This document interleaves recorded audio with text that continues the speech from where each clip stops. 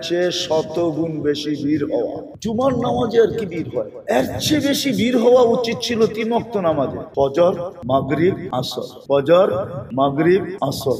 কেননা ফজরের সময় আবার 7 বার পড়লে সূর্য দুবার 1 সেকেন্ড আগেও যদি মারা যায় তো জাহান্নাম থেকে নিষ্কৃতি। দ্বিতীয় ফজরের নামাজ জান্নাতের টিকিট, জান্নাতের। এই জন্য ফজরের নামাজ কোরআনে হলো ইন্না কোরআন আল ফজরি কানা মাশহুদা। ফজরের নামাজের অনেক গুরুত্ব।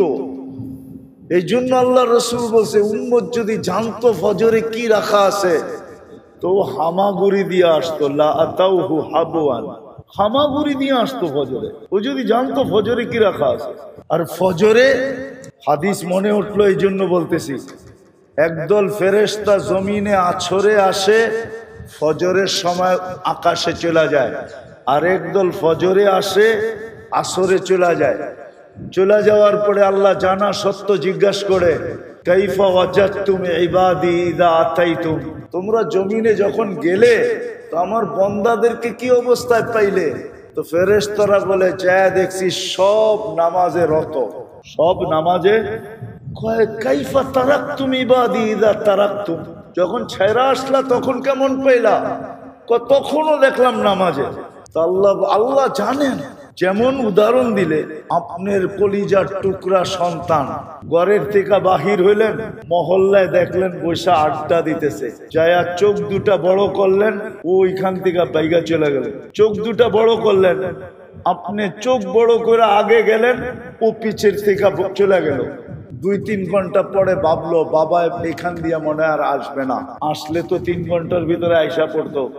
আবার আয়সা আড্ডায় বসলো, আর ঠিক যেইখানে চোরের ভয় ওইখানে রাত পোহায়। আপনি আয়সা দাঁড়ায়া আবার চিৎকার দিয়ে কইলেন, যাওয়ার সময় দেখলাম তোরে এইখানে বই আড্ডা দেশ, আসার সময় দেখলাম আড্ডা দেশ, তুই এই 3 ঘন্টা এখানে বসা করস কি? কিন্তু ও কিন্তু 3 ঘন্টা ছিল না। আপনার চোখ বড় দেখা পিছের থেকে ভাগছে, 3 ঘন্টা পর দেখা সুযোগ বুঝা আবার আয়া 2 মিনিট আগে বসে। কিন্তু আপনি বইলা দিলেন কি? হ্যাঁ সত্য তো? এরকম হয় না? হয় না? আল্লাহ জানেন। কিন্তু ফেরেশতাদেরকে যখন বলে আতাইতুহুম ইউসাল্লুন তারাকতুহুম ইউসাল্লুন, যখন জমিনে আসছিলাম তখনও দেখছি নামাজ, যখন ছেড়া আসতেছিলাম তখনও দেখছি নামাজ। তা আল্লাহ বলে পুরা সময়টা নামাজ লেখা রাখো। ফজরের নামাজ তো ওই নামাজ ছিল, কিন্তু 4 ওয়াক্তে তো কিছু মুসল্লি হয় বটে। আমার তো মনে হয় এই মার্কেটের মসজিদে মাদ্রাসার ছেলে ছাড়া ফজরে কেউ হয় না। মহল্লার মসজিদই যখন হয় না, আর মার্কেটের মসজিদে কোত্থেকে হবে? ঠিক না? হ্যাঁ, মহল্লার মসজিদই তো ফজরি নামাজই হয় না। অথচ হওয়া উচিত ছিল জুমার চেয়ে বেশি ভিড়, আসরে ভিড় হওয়া উচিত ছিল জুমার চেয়ে বেশি। কারণ আল্লাহ রসুল বলছে, মান সাল্লাল বারদাইন দাখালাল জান্নাহ, যে ফজর আর আসর পড়লো সে যেন জান্নাতের ভিতরেই আছে, প্রকাশ পাবে মরার পরে। যেমন পানির নিচে ডুব দিয়া থাকলে দেখা যায় না, বোঝা যায় না, ঠিক তদ্রূপ ফজর আর আসর যে জামাতে পড়লো সে যেন জান্নাতের ভিতরেই আছে। কিন্তু আফসোস, আমাদের জীবনটা ছোট বটে কিন্তু আশা অনেক। জীবনটা ছোট বটে কিন্তু চাওয়া অনেক। কিন্তু দুটাই যদি দেখি, পাওয়া বড় কম। এই জন্য এই দুটাকে পুরা করার জন্য যা চাবে, যা আশা করবে, এটাকে পুরা করার জন্য আল্লাহ একটা স্থান রেখা দিচ্ছেন, যেটাকে আখেরাত বলে আখেরাতে, যেটাকে জান্নাত বলে জান্নাতে রেখা দিচ্ছেন। না আমি বুঝতে পারলাম, না যুবকদেরকে বুঝাইতে পারলাম যে তোমার মনের আশা সব ওইখানে পুরা হবে। উম্মতে মুহাম্মদীর সব আশা জান্নাতে পুরা হবে, সব চাওয়া জান্নাতে পুরা হবে। মা তাস্তাহি, মনে যা আসবে তা মিলবে।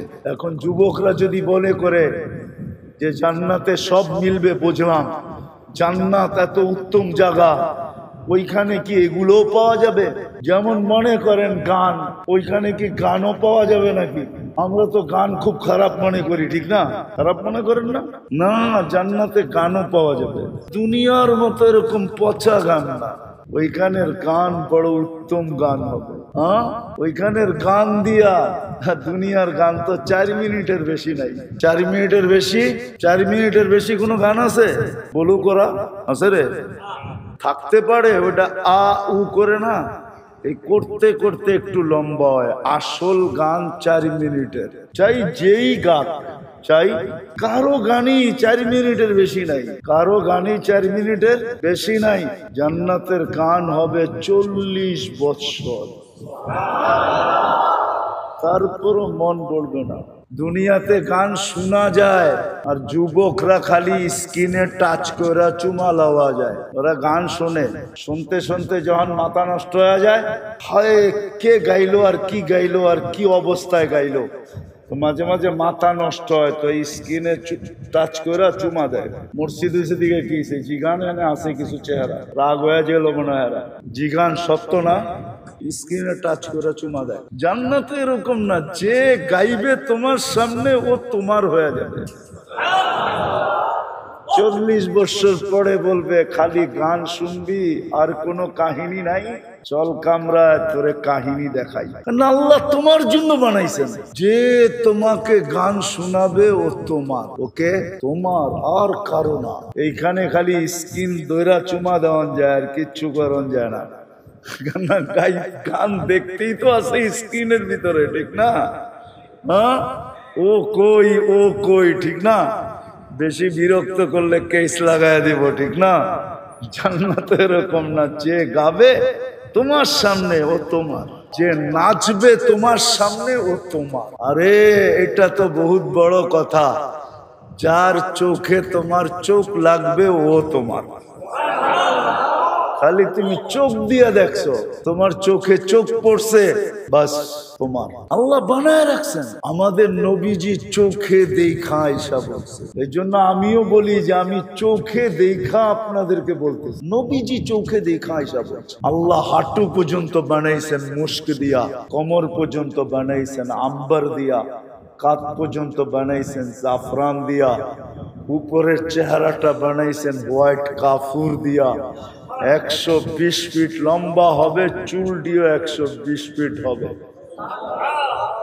3 কিলোমিটারের ঘেরে লেহেঙ্গা পরা থাকবে, 3 কিলোমিটার ঘের। ওই লেহেঙ্গা সুতা দিয়া না, আল্লাহ নূরের সুতা দিয়া বানাবে। দুনিয়ায় অনেকের মনে চায়, আল্লাহ অর্থ দিছে, হ্যাঁ, অর্থশালী মানুষগুলা যদি দুনিয়ায় চায় যে ডেলি আমি 70 বার কাপড় চেঞ্জ করব, এরকম অ্যাবিলিটি তো অনেকের আছে না নাই? হ্যাঁ, কিন্তু যদি ওই ডেলি 70 বার কাপড় চেঞ্জ করা শুরু করে, তো বাড়িওয়ালারাই বলবে মাথা মনে হয় পাবনা মনে হয় নেওয়া দরকার, পাবনা মনে হয়, পাবনা মনে হয়।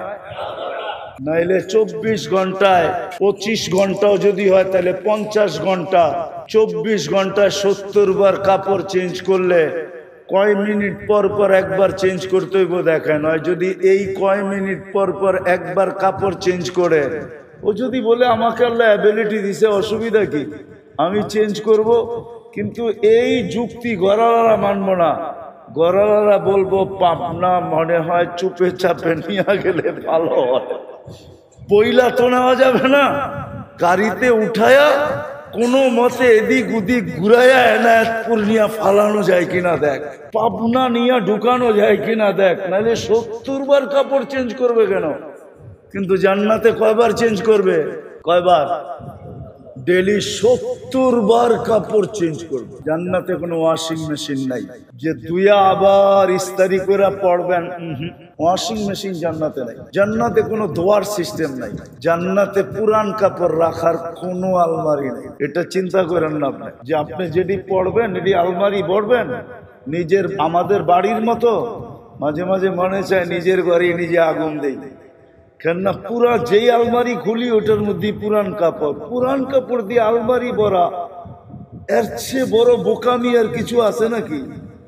হ্যাঁ, কি আপনাকে বাড়িতে মনে হয় সব নতুন কাপড়?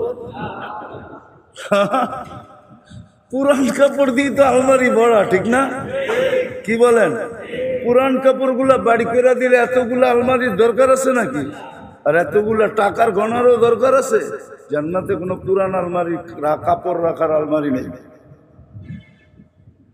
নাই জান্নাতে। এই জন্য মেরে দোস্ত শেষ কথায় চলে আসছি, শেষ কথায় চলে আসছি। আসেন শিখি। ওলামায়ে কেরাম এটাই বুঝাইতে চাইতেছে, এই দিকেই আপনাদেরকে নিয়ে যেতে চাইতেছে। এই জন্যই হাতে পায়ে ধরতেছে, এই জন্যই বারবার বুঝাইতে চাইতেছে যে আসেন শিখেন। এইখানে যদিও নাকি আশা পূরণের জন্য, চাওয়া পাওয়ার জন্য রাত নাই দিন নাই, 24 ঘন্টা।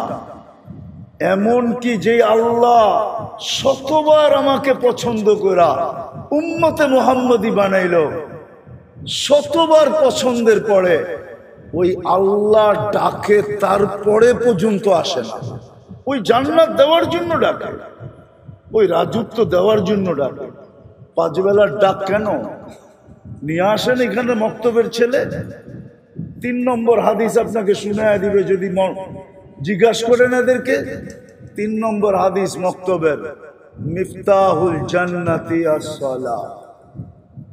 আল্লাহ জান্নাতের চাবি দেওয়ার জন্য না ডাকে, তারপরও আসেন। এই জন্য আসেন। আর কতদিন বেহুশ থাকবেন? হুশে আসেন। মৌত কখন চলে আসবে কেউ জানি না। জানেন কখন মৌত আসবে? কেউ জানি না মৌত কখন চলে আসবে। না বৃদ্ধ জানে, না যুবক জানে, না বিজ্ঞানী জানে, না সাধারণ জানে, কেউ জানে না মৌত কখন চলে আসবে। এই জন্য আসেন, হক্কানি আলেমদের কথা শুনা নিজেকে প্রস্তুত করি। আর এই উম্মতের জন্য তো আমি দেখাইলাম প্রস্তুতি অনেক সহজ, কোনো কঠিন না, কোনো কঠিন না। কোনো উম্মতের জন্য ছিল কি ছিল না আমি জানি না।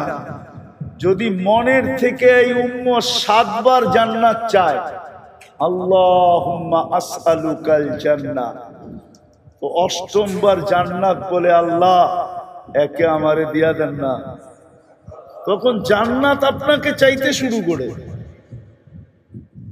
আর যখন 7 বার বলে আজিরনি মিনান নার, তো দোজখ বলে আল্লাহ এই ব্যক্তিটাকে আমি পাইতে চাই না, একে আমার থেকে নিষ্কৃতি দিয়া দেন। দোজখ আপনার পক্ষে এসে বলে আল্লাহ একে নিষ্কৃতি দিয়া দেন। যাদের জন্য এরকম সহজ, পায়ে হাত রাখা বলি আসেন আজকে তওবা কইরা, যদি আসলেই আমি পাইতে চাই, আকাঙ্ক্ষা পুরা করতে চাই, চাওয়া যদি পাইতে চাই, সবকিছু যদি পুরা করতে চাই, তাহলে বেশি কিছু করতে হবে না। আসেন আল্লাহর কাছে তওবা করি। কমসে কম এই উম্মত আজকের থেকে 5 ওয়াক্ত নামাজকে মজবুতির সাথে ধরি। পড়বেন সবাই? পাক্কা নামাজ তওবা করে ধরে উঠা চলে যাবেন। আইয়ুবী সাহেব আসছে, এই জন্য আর লম্বা করতে চাইতেছি না, কেউ উঠাউঠি করব না। উনি এখনই আসবেন আর বয়ান এখনই শুরু করবেন।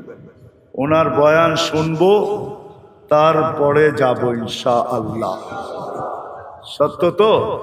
আল্লাহ আমাদেরকে আমল করার তৌফিক দান করে।